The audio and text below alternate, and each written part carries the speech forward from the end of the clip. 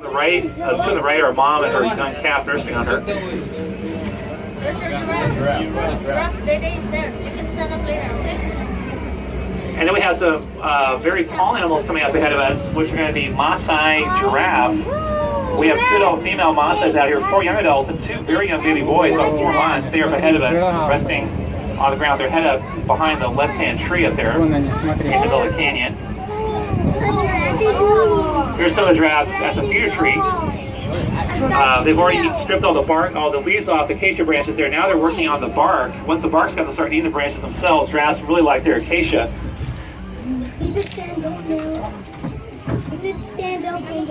And giraffes are open forest animals. Their long neck and legs help them reach leaves off of trees and animals cannot reach. Those kind of leaves, like I said, being their favorite food. Now the Maasai are doing the best in the wild of the 9 different subspecies of African giraffes. But they are still way down in numbers from where they used to be. One of the ways to help them is by breeding them. We have the 2 baby boys that would be adults right now.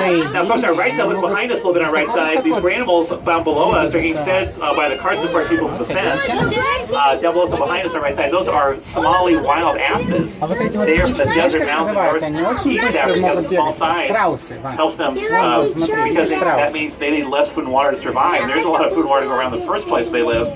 In those desert mountains. The wild asses, these are the closest relatives of the wild of the gray-meat zebra we saw earlier, and they also are critically endangered. So one of the ways to help them is by breeding them. And if you're wondering why the Somali wild asses appear to look like donkeys, which they're not, that's because donkeys were bred from a different species of wild ass, which is now, unfortunately, extinct.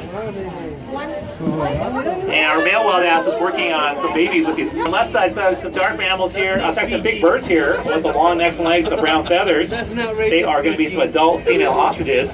And ostriches are big grassland birds. Their long legs help them get high speed for running away from danger in the grasslands. And in general, 2-legged animals like ostriches and us are not as fast as 4-legged animals, but we have more endurance than they do.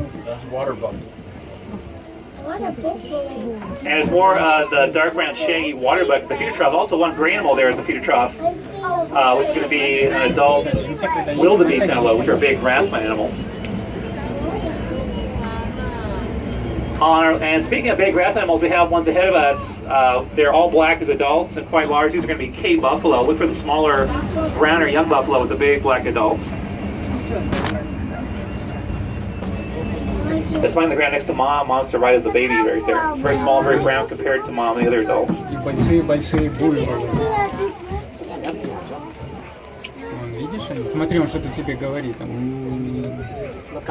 And the current status of Cape buffalo in Africa is unknown. There's been no recent research on that. Just to play it safe, we do breed them here at the park.